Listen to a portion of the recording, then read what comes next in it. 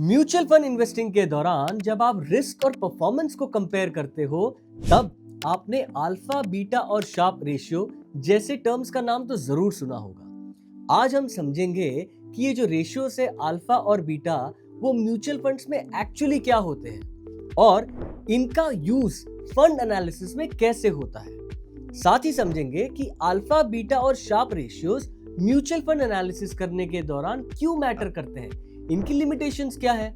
चलिए सबसे पहले समझते हैं कि रेशियोस क्यों मैटर करते हैं। पहले ये समझते हैं कि सिर्फ रिटर्न्स देखना क्यों गलत हो सकता है। मान लो कि दो फंड्स हैं, दोनों ने 3 साल में 13% के रिटर्न दिए। अब सवाल ये है कि क्या दोनों एग्जैक्टली इक्वली अच्छे हैं?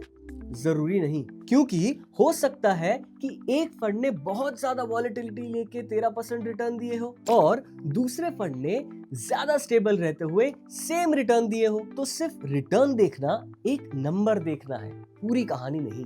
रेशियोस हमें ये बताते हैं कि फंड ने बेंचमार्क को आउट परफॉर्म किया या नहीं और कितने रिस्क के साथ। सिंपली कहूं तो रेशियोस रिटर्न के साथ रिस्क का कॉन्टेक्स्ट भी देते हैं। अब इन तीनों रेशियोस को हम लोग अलग अलग समझते हैं। सबसे पहला अल्फा। अल्फा समझने से पहले आपको जल्दी से बता देता हूं कि बेंचमार्क क्या होता है। बेंचमार्क एक इंडेक्स होता है जैसे निफ्टी 50 या सेंसेक्स, जिसके अगेंस्ट फंड का परफॉर्मेंस मेजर किया जाता है। तो मान लीजिए कि बेंचमार्क इंडेक्स का रिटर्न किसी साल में रहा 10% और आपके फंड का रिटर्न हुआ 12%, लेकिन ये सिर्फ रिटर्न डिफरेंस है। अल्फा कैलकुलेशन रिस्क एडजस्टमेंट के बाद होता है। रिस्क एडजस्टेड बेसिस पर बेंचमार्क से बेटर परफॉर्मेंस को पॉजिटिव अल्फा कहते हैं।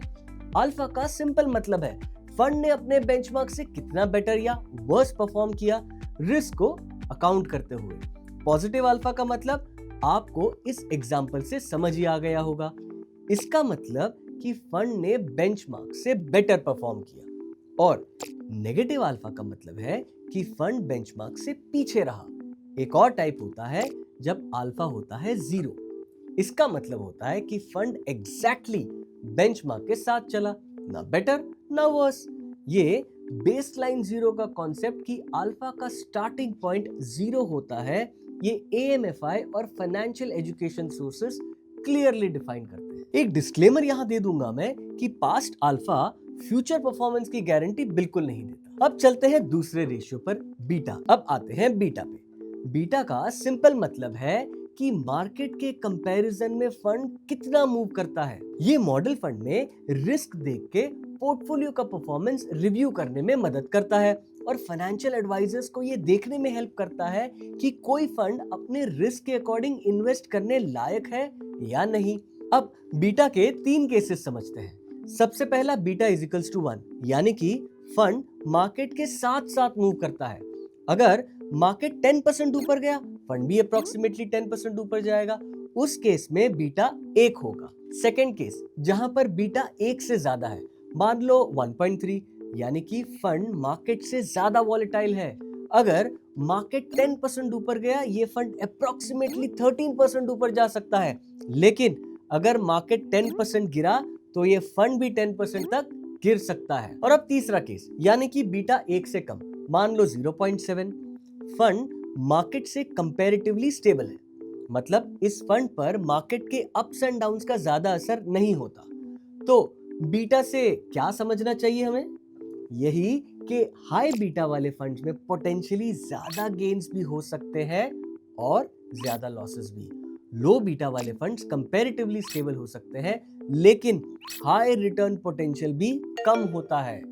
कौन सा बीटा आपके लिए सही है, यह डिपेंड करता है कि आपकी रिस्क एपेटाइट और आपके इन्वेस्टमेंट टाइम होराइजन पर। यहां भी मैं आपको एक डिस्क्लेमर दूंगा कि बीटा पास्ट मार्केट डेटा पे बेस्ड होता है, फ्यूचर वॉलेटिलिटी की गारंटी बिल्कुल नहीं देता। अब देखते हैं तीसरा रेशियो, जो कि है शार्प रेशियो, मतलब रिस्क एडजस्टेड रिटर्न।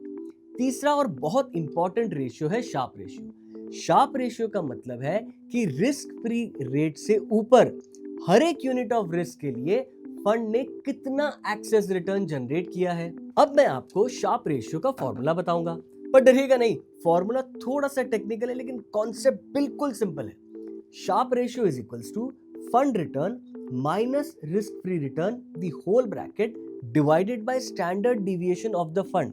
यहाँ पे रिस्क फ्री रिटर्न का मतलब है कि वो रिटर्न जो बिना किसी रिस्क के मिलती है, जैसे गवर्नमेंट सिक्योरिटीज का रिटर्न।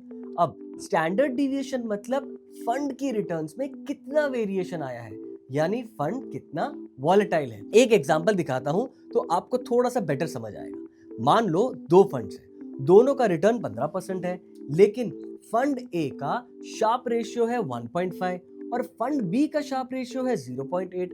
एज्यूम करते हैं कि फंड ए ने वही रिटर्न ज्यादा एफिशिएंट तरीके से कम रिस्क के साथ दिए हैं, इसलिए higher sharp ratio historically better risk adjusted performance indicate करता है। लेकिन याद रखें, शार्प रेशियो भी पास्ट डेटा के बेस पर है और हायर शार्प फ्यूचर परफॉर्मेंस की गारंटी नहीं देता। तीनों रेशियोज तो देख लिए, अब आपको बताता हूं कि तीनों रेशियोज साथ में कैसे देखते हैं। पहले समराइज करते हैं। अल्फा, फंड ने बेंचमार्क से बेटर किया या नहीं, ये बताता है। बीटा, फंड मार्केट के कंपैरिजन में कितना वॉलेटाइल है, ये बताता है। और शार्प, हर यूनिट रिस्क के लिए कितना रिटर्न मिला हिस्टोरिकली। तो मान लेते हैं कि एक फंड है एक्स फंड। फंड एक्स में high alpha, high beta, average sharp है, मतलब फंड ने आउट परफॉर्म किया है लेकिन बहुत वॉलेटिलिटी लेके, और इसका रिस्क एडजस्टेड रिटर्न एवरेज है। दूसरा फंड है वाई। फंड वाई में मॉडरेट अल्फा, लो बीटा और हाई शार्प है, मतलब फंड ने थोड़ा कम आउट परफॉर्म किया लेकिन स्टेबिलिटी के साथ, और पर यूनिट ऑफ रिस्क ज्यादा एफिशिएंट रहा। दोनों डिफरेंट इन्वेस्टर प्रोफाइल्स के लिए सूटेबल हो सकते हैं, कोई एक यूनिवर्सली सूटेबल नहीं है। आप एक्स चूज करते हैं या वाई, डिपेंड करता है कि आपके गोल्स, रिस्क एपेटाइट और टाइम होराइजन पर। एडिशनली, हर इन्वेस्टमेंट फैक्टर की तरह इन रेशियोज के भी कुछ लिमिटेशंस हैं। रिस्क्स और लिमिटेशंस। पहली लिमिटेशन, ये तीनों रेशियोज पास्ट डेटा के बेस पे होते हैं। Past performance future results indicate नहीं करता। दूसरी लिमिटेशन, मार्केट कंडीशंस चेंज होते हैं। एक फंड जो पिछले 3 साल में कंसिस्टेंट रहा, अलग मार्केट साइकिल में अलग बिहेव कर सकता है। तीसरी लिमिटेशन, सिर्फ एक रेशियो पे डिसीजन लेना मिसलीडिंग हो सकता है। कोई भी एक मैट्रिक अकेले पूरी पिक्चर नहीं देता। तीनों अल्फा, बीटा, शार्प साथ में देखने चाहिए। चौथी लिमिटेशन, शार्प रेशियो सिर्फ प्राइस बेस्ड रिस्क कंसीडर करता है, उसमें क्रेडिट रिस्क, लिक्विडिटी रिस्क जैसे फैक्टर्स नेचुरली रिफ्लेक्ट नहीं होते। अब ये रेशियोस हमें एक बेटर कंप्लीट पिक्चर देते हैं सिर्फ रिटर्न देखने से ज्यादा, लेकिन ये रेशियोस प्रेडिक्ट नहीं करते, ये एनालाइज करने में हेल्प करते हैं। और सबसे इंपॉर्टेंट चीज, अपनी रिस्क एपेटाइट और गोल्स समझो। रेशियोस उस जर्नी में एक यूजफुल टूल है और बाकी डिसीजंस में हेल्प करने के लिए आपके फाइनेंशियल एडवाइजर्स तो है ही। म्यूचुअल फंड निवेश बाजार के जोखिमों के अधीन हैं। योजना से जुड़े सभी दस्तावेजों को ध्यान से पढ़ें।